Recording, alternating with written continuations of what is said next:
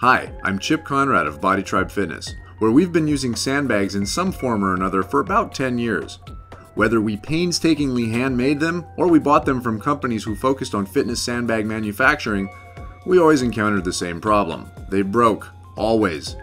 Well, we've been putting these Alpha Strong bags through everything we possibly could, throwing them, dropping them, yanking on them, even dragging them. And the results reflect the fact that these were spawned when a fed-up fitness professional met with luggage designers, that's right, folks who design long-lasting high-end luggage, and decided to make something that could handle the abuse. From the material, to the stitching, to the physical tactile design, put these up next to any other bag, and you'll see a huge difference. Plus, the introduction of the SandBall to the fitness world has been exciting as well. Breed a kettlebell with a medicine ball, and this is the result.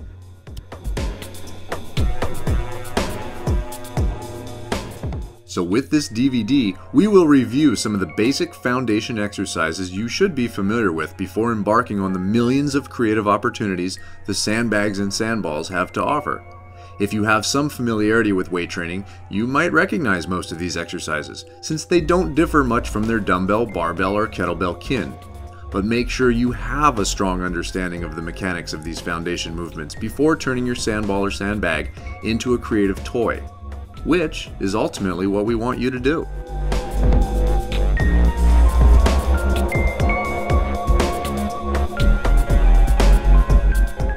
Sandbag training is a bit different from any other tool. Sand doesn't always agree with what you want it to do and will shift and squirm with every movement, making each repetition unique in terms of weight distribution and balance. The multiple sets of handles, plus the variety of ways to hold or park the bag on the arms or body, add to the athleticism and functionality of sandbag training. And of course, the abuse these Alpha Strong bags can take allows you to add a bit of violent playfulness to your workout. Don't insult your bag by being gentle. Drop it, throw it, heck, slam it, as long as the people and space around you permit it.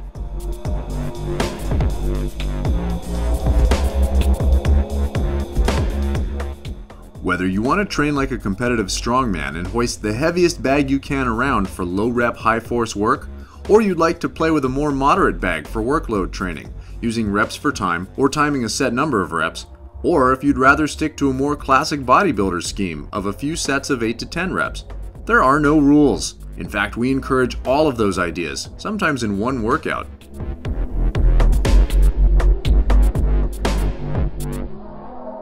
The advanced DVD will delve much deeper into program design and creativity of exercise selection. For now, let's review our foundation movements.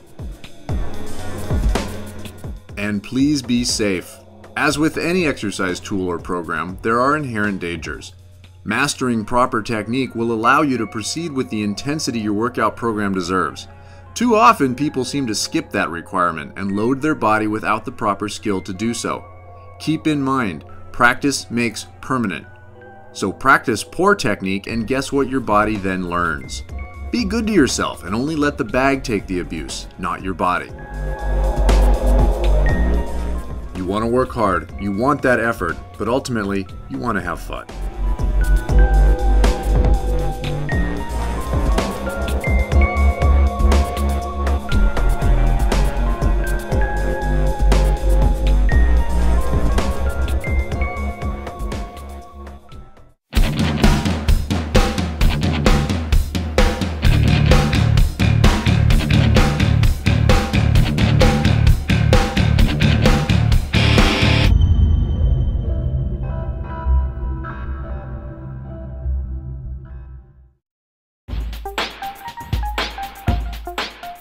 Chest up, proud.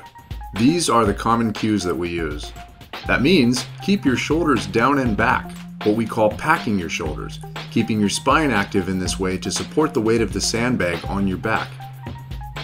Go comfortably wide with your feet. Slightly turn the feet out so your knees are always in line with your toes. Don't let those knees buckle in.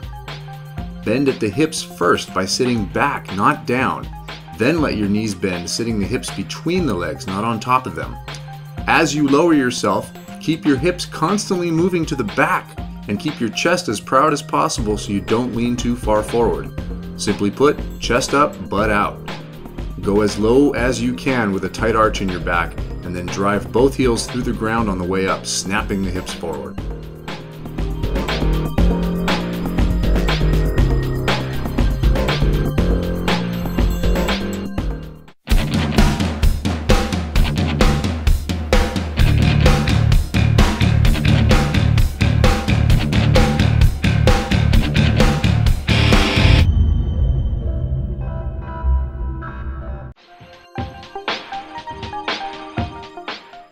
Do the rules for the squat change if you rack the bag on your shoulders in front of you? Not at all. Chest up, butt out. Just keep those elbows high.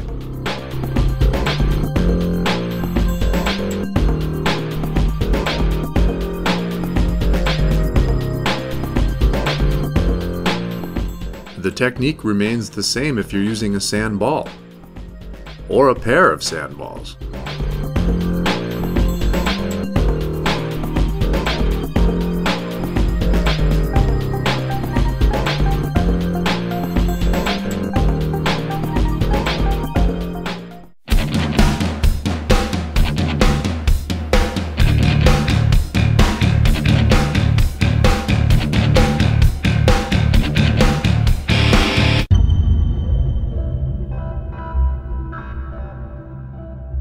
The swing adds an element of explosiveness to the hips, a very athletic movement.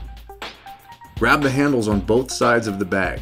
Let the sandbag swing through your legs as you push your hips back to load the hamstrings, keeping your chest proud, the shoulders packed down, and the back tightly arched with every swing.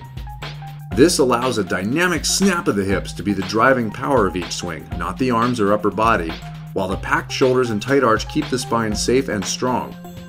Even at the top of the movement, and as the bag swings downward, the shoulders do not relax and come loose. Those big back muscles, the lats, are constantly on, keeping the shoulders down and back so the chest stays proud and up. This keeps the bag from swinging too far in front of you, yanking you forward and off balance. If you can keep the tight arch and chest up, don't be afraid of getting a big range of motion at the bottom of the swing. Take the bag back a ways, creating a much greater activation of the hips, legs, and spine to bring the bag back up. One of the biggest problems with swings is limiting the range of motion. If you can go safe, then you can go big.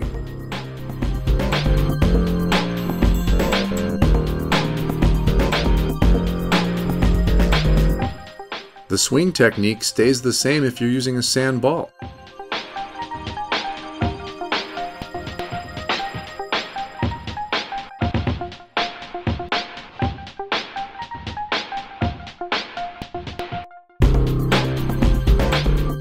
To increase the challenge a little bit, switch to a single hand.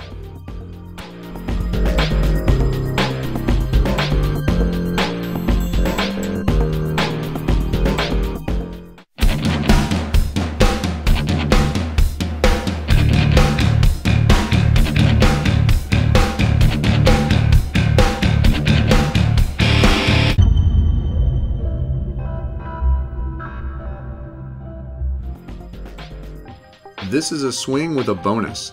As the sandbag reaches the top of the swing, let the momentum carry it into a parked position on your shoulder, while absorbing the weight into the body with a small squat. Being able to absorb force is a huge key to athletic ability, so this is a good way to introduce the concept to your system. As you come up from the squat, use that motion to propel the bag off your shoulder into the next swing. Keep things even by switching sides with each swing.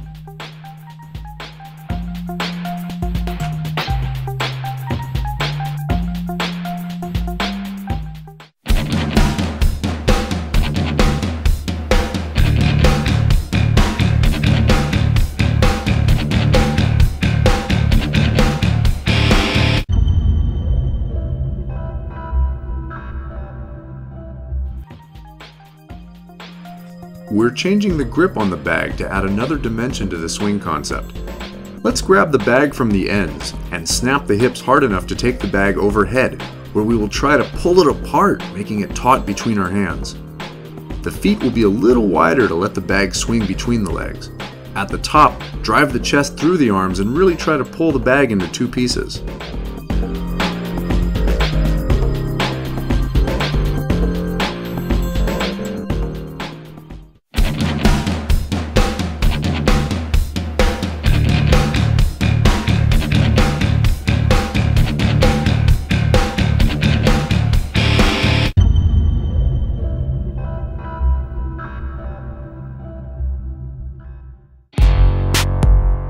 The postural considerations for an overhead press are a little different from a squatting motion. Now, we don't want an arch. We want to keep a straighter spine underneath the weight, and we can do this by keeping everything from the torso down tight and supportive. While keeping the feet apart, tighten up the legs and hips by pulling the legs toward each other, like you're squeezing a beach ball between your knees. Then keep the tush tight. And finally, bear down on the midsection, like you're preparing for someone at any moment to run up and punch you in the stomach. As the weight goes over the head, bring the chest and the head through the arms. When the arms are locked out, they'll almost be behind the ears. This is tough, and if you carry tension in the shoulders or upper torso, you might want to practice with a lighter weight and work on your shoulder mobility. All those rules apply to using a sand ball for a press as well.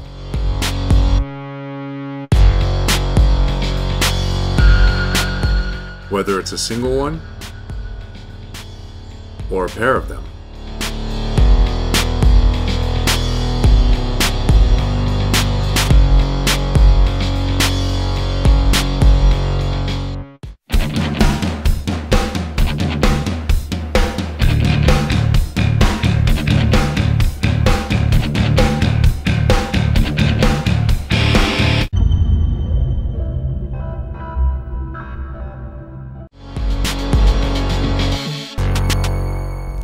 Like the overhead press, grab the inside handles and punch the weight up overhead, but this time using the squat as a bonus.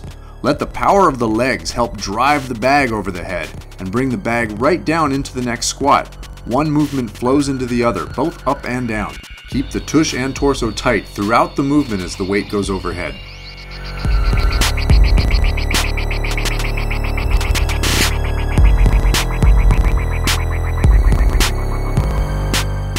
Although sandballs might feel a little different in how the weight is distributed, the motions themselves follow the same set of rules, whether with one or with two.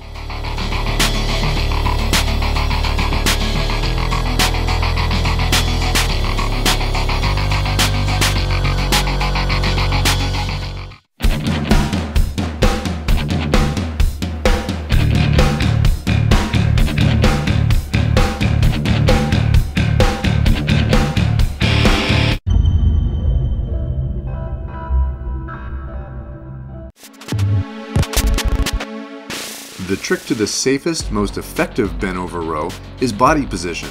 Keep the upper body as parallel to the ground as possible. Avoid letting the spine relax or round. This will align the sandbag in a straight line with gravity, giving all the muscles of the back an excuse to get stronger.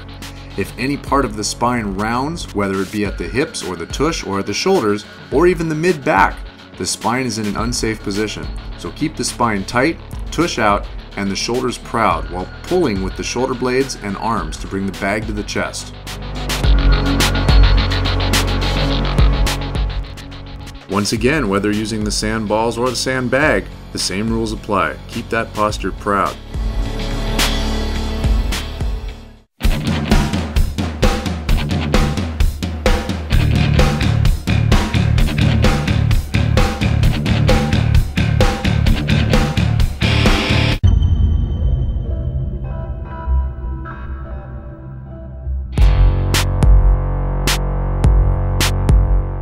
To get the bag to our shoulders, we clean it. A clean utilizes the strength in the hips and the legs instead of relying on the less effective muscles of the arms. In fact, the arms do very little work in a clean, simply following the momentum created by the power of the hips and the legs. Grab the bag on the ground with a strong arch in the back using the same chest up, tush out formula we applied to the squats.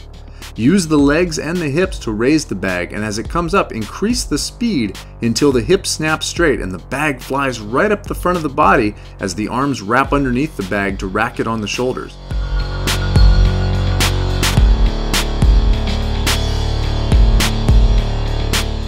Catch it proud, not by leaning backwards but by staying upright, maybe even squatting just a little to absorb the weight as it racks on the shoulders. Notice the arms come along for the ride. They don't initiate the movement. Let the power from the legs and hips do most of the work.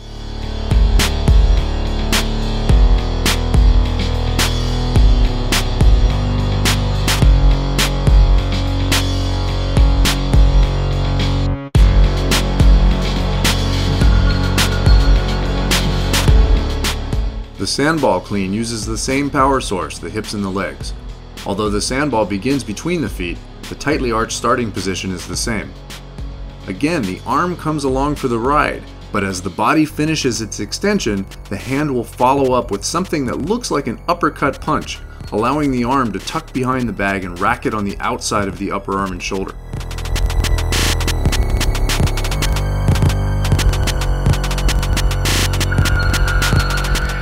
As the arm racks the bag, the body can get under it a little, absorbing the weight with a small squat.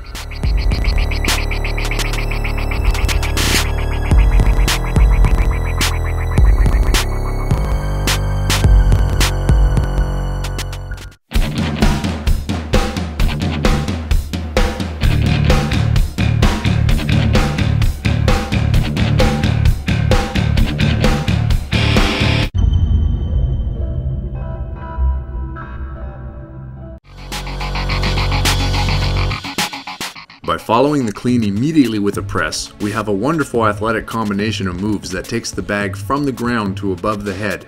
The trick is being aware of the two different postures we use. A nice tight arch for the clean, with the chest up and tush out, then a flatter back for the press, with the tush, legs, and torso aligned straight and kept solid. At the top of the press, drive the chest and head through the arms so the bag ends up over the head, not out in front. And avoid losing the posture on the way down. It is easy to relax the back and let it round as the weight comes down. Don't. Stay proud even when lowering the weight. Although you can rack the weight on the shoulders the way we did earlier when we learned the clean, this variation of letting the bag rest on the knuckles of the hands allows for a quicker transition into the press. Find which works better for you.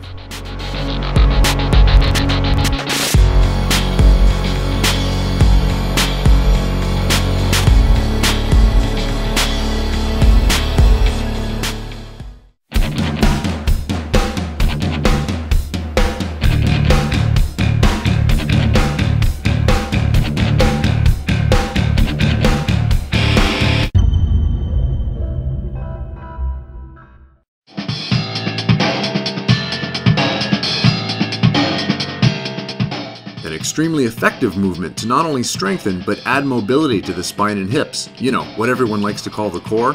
The windmill starts with the weight overhead in one hand and the feet just slightly wider than shoulder width turned away from the SandBall about 45 degrees. Now the trick is to push the hips out and back in the direction the heels are pointing, and keep pushing them back, causing your upper body to get lower and lower without rounding the back. We're not bowing forward, but simply pushing the hips out and back to get us bending at the waist until our hand can touch the ground. Keep your legs straight, or at least as straight as you can. If you don't get all the way to the ground, that's okay, you'll keep practicing, but look up at the SandBall the entire time.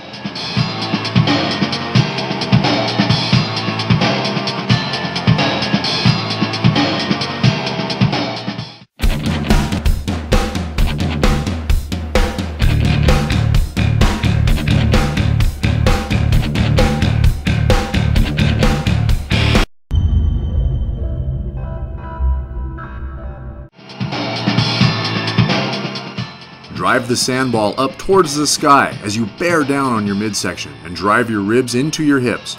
Bring your chest and head through the arms at the top as proud as you can, all while keeping your legs totally straight.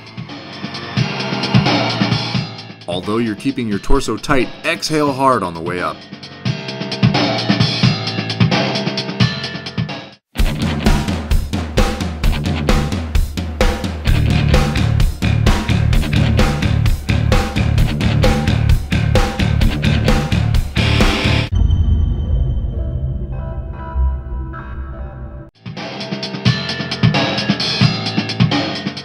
Let's get a little violent. We'll use a swing technique to get the SandBall moving, although we'll snap the SandBall directly off of the ground, needing more power from the hips than a regular swing.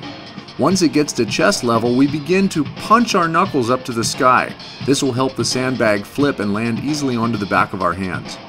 Once the weight is over our head, we then slam the SandBall back into the ground, pulling with our lats while crunching our ribs into our hips. The trickiest part of this exercise is actually getting under the weight as we punch up, absorbing the catch by dropping into a little squat as the arms lock out overhead. This makes the movement very athletic and very fast, while giving us control by moving around the sandball instead of the sandball moving us around. Understanding the concept of absorbing the weight by getting under it will cross over to more advanced movements.